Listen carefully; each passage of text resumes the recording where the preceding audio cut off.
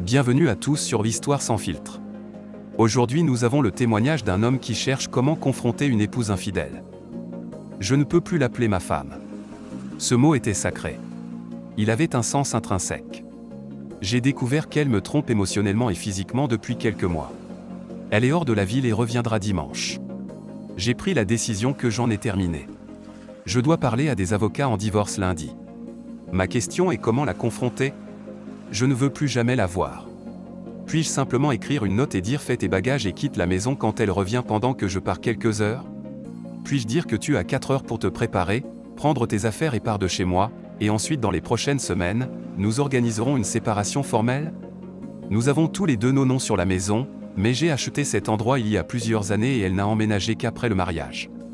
C'était un engagement total. J'ai ajouté son nom sur le titre parce que c'était notre maison. Lui demander de quitter la maison serait-il illégal puisqu'elle a aussi son nom dessus ? Voici quelques réactions de la communauté. Stowaway Hamster dit. Ne dis ou ne fais rien avant d'avoir parlé à un avocat, ne la confronte pas, ne laisse pas entendre que tu sais quoi que ce soit. Parle d'abord à un avocat, puis décide comment agir. L'auteur répond. Je voulais prendre un rendez-vous avec des avocats aujourd'hui, mais il ne faisait pas de rendez-vous le jour même. Le seul jour disponible est lundi. Et ce n'est qu'une première consultation d'accueil. Le problème, c'est qu'elle revient dimanche. Enfer, vu comment j'ai agi, elle pourrait même revenir demain. Elle ne sait pas que je le sais, et que je fais semblant. Goon commente. Ignore-la et ne commence pas de conversation avant de parler à un avocat. Dis-lui que tu es fatigué. Que tu as du travail à faire. Que tu es occupé. N'importe quoi pour gagner quelques jours de plus jusqu'à ce que tu vois un avocat. Bonne chance.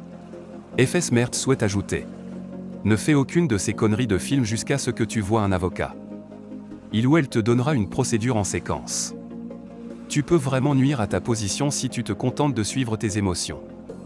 Il vaut mieux que tu ne dises rien et que tu simules une autre journée ennuyeuse. Je pense que tu as reçu de bons conseils dans ton précédent message et ne pas les suivre serait imprudent. Mise à jour. Je suis dans le noir actuellement. Je souffre tellement à l'intérieur que mon cœur me fait physiquement mal. C'est le 11e jour depuis que j'ai découvert que ma femme me trompait émotionnellement et physiquement depuis environ 2 mois. Je n'étais pas le mari parfait, loin de là. Elle n'était pas heureuse, je n'étais pas émotionnellement disponible et je ne m'ouvrais pas. Elle a essayé de me parler. J'ai progressivement commencé à communiquer. À faire plus de choses, mais ce n'était pas comme si je n'avais jamais montré d'amour et d'affection. Je l'ai fait, mais ce n'était pas suffisant tout le temps. Elle a commencé à passer beaucoup de temps sur son téléphone à parler à ce gars qui était à notre mariage. Sa femme l'avait trompé et l'avait divorcé, il était là pour lui parler. Elle avait nourri certains sentiments négatifs envers moi depuis l'époque où nous sortions ensemble. Elle ne pouvait pas s'en défaire. Elle ne se rappelait pas toutes les choses que j'ai faites pour elle. À la place, elle choisissait de se rappeler celles que je n'avais pas faites. Il y avait de nombreuses fois où je ne pouvais tout simplement pas communiquer avec elle parce que ses silences étaient tout simplement trop pesants. J'aurais aimé pouvoir revenir en arrière et corriger toutes ces choses que j'ai mal faites. J'aurais souhaité qu'elle me dise que notre mariage était en jeu. Je donnerais tout pour elle et notre relation. J'ai découvert et demandé le divorce, et elle a déménagé il y a 2 jours. J'ai passé les 11 derniers jours de la pire manière possible. J'ai fait les 100 pas dans le jardin pendant 5 heures. Crier à m'en arracher le cœur, pleurer. Passer 2 jours sans manger ni dormir. Maintenant, je ne mange qu'une fois par jour. Je dors 2 heures. Je ne sais pas comment je peux continuer comme ça. Cette douleur est bien trop lourde à porter. Je pensais que ça irait mieux avec le temps, mais ça empire. Je sais que je ne peux pas me tuer parce que je ne peux pas infliger cette douleur à mes parents et à mon frère, mais je ne peux pas non plus continuer comme ça. Avoir une vie normale et un travail. Je ne sais pas ce que me réserve l'avenir maintenant. Mise à jour. Survivre après l'infidélité et la manipulation de ma femme. Je pense devoir une mise à jour à cette communauté. Contexte. Le 1er décembre 2022, j'ai trouvé l'Apple Watch de ma femme et des messages entre elle et son amant qui était son ami auparavant. Cet ami était à notre mariage avec sa femme. Sa femme le trompait avec son collègue et a fini par l'épouser. Son divorce a été finalisé vers mars de 2022. Ma femme et lui ont commencé à parler davantage ensuite. Je lui ai demandé à ce sujet, et elle a dit qu'il traversait un divorce et qu'il était déprimé, et qu'elle l'aidait simplement. Je n'avais aucune raison de ne pas lui faire confiance parce que notre mariage était formidable. Je l'aimais, elle m'aimait. Du moins, je le croyais. Elle l'a même aidé à configurer son profil de rencontre tard dans l'année, pour qu'il puisse passer à autre chose après sa femme. Plus tard en 2022, fin septembre, début octobre, elle me dit que notre mariage est brisé et que pour que ça fonctionne, nous devrons recommencer. Et qu'elle ne veut pas avoir d'enfant alors que nous en avions clairement parlé. Ce fut une surprise totale. J'ai essayé très fort de la rendre heureuse. Faire tout ce que je peux penser qu'elle appréciera pendant qu'elle devient de plus en plus étrange. Chaque jour elle me fait penser que notre mariage est mauvais parce que je ne lui pose pas de questions sur elle, sur ce qu'elle ressent. Je me suis dit, peut-être que je ne suis pas un bon mari. La première semaine de décembre, nous devions aller à ce concert à Johnson City, Tennessee. Elle dit qu'elle ne veut pas y aller parce qu'elle n'aime pas le groupe et qu'elle a toujours fait que des choses que je voulais. Nous prévoyons alors d'aller dans la cabane de ses parents dans le sud-est de l'Ohio séparément pour que je puisse aller au Tennessee ensuite. Pendant que nous faisons nos bagages ensemble, elle décide qu'elle a terminé et dit qu'elle part brusquement. Elle dit au revoir sans même me regarder. Je me dis, d'accord, peut-être que nous passerons 2 ou 3 jours seuls à la cabane. Faire notre randonnée préférée ensemble et tout ira bien. Je trouve son Apple Watch en train de se charger et la prends pour m'envoyer des messages amusants, mais ensuite je vois la notification ou le message, je ne me souviens pas, et j'ouvre la conversation entre eux et mon cœur s'enfonce et j'ai physiquement mal. Mise à jour. J'ai demandé le divorce le 6 décembre après l'avoir confronté le 5 décembre et avoir découvert qu'elle justifiait son infidélité. J'ai ensuite appris le mot gaslighting. Je lui ai demandé de déménager, et elle l'a fait. Cela me faisait mal de la voir partir, de la voir avoir des ennuis. J'étais tellement inquiet, où allait-elle aller ? C'était sa maison et elle avait quitté la sienne pour être avec moi, mais je n'allais pas non plus quitter ma maison.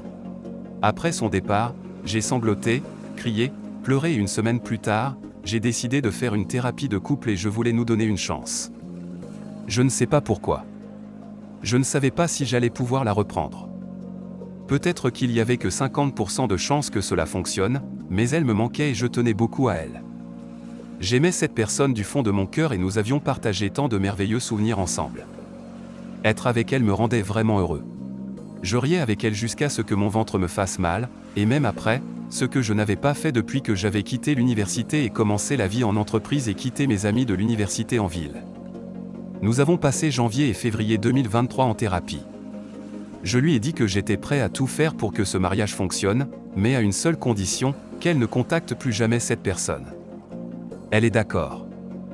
J'ai aussi fait une thérapie individuelle. Tout ce temps à penser si je la reprends, comment vais-je lui faire confiance, et que je ne veux pas de cette vie, quand elle quitte la maison, je me demande toujours si elle va le rencontrer. Nous avions un compte partagé où tous nos comptes étaient réunis et vous pouviez voir toutes les transactions.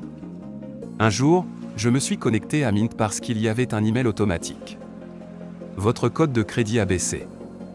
Je vois des transactions d'un restaurant qu'elle aime qui est près de la maison de ce gars. Et ensuite, je découvre qu'elle a fait un achat sur prowrestlingtees.com. Ce gars est fan de lutte. J'ai également conduit jusqu'à sa maison et j'ai vu sa voiture garée là. J'ai décidé que même si cela faisait très mal, mon mariage était terminé et il n'y avait aucun moyen de le sauver. Je m'étais promis que si je découvrais qu'elle me trompait toujours, je ne la verrais jamais ni ne lui parlerais à nouveau. Je ne l'ai pas fait depuis. C'était à la fin de février, je pense. J'ai passé en revue les transactions et trouvé plusieurs dépenses qui ont été faites pour soutenir leur relation, ce qui me rappelle, je savais aussi à propos de ces fleurs coûteuses de la Saint-Valentin qu'elle lui a envoyées en février 2022.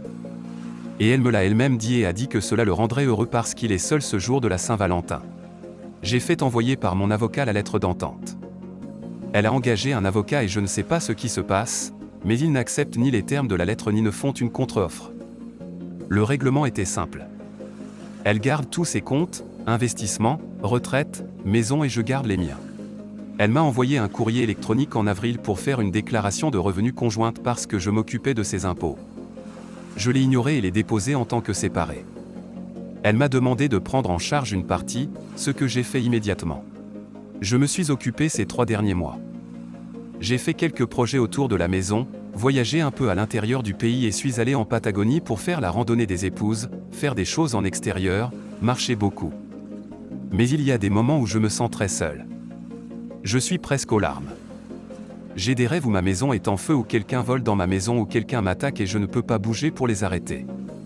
Je pense à elle tous les jours et j'aime dire son nom de temps en temps. Je l'aime toujours. Je prie Dieu pour qu'elle soit heureuse et en sécurité. Je me dis aussi qu'elle n'est plus la même personne que j'aimais.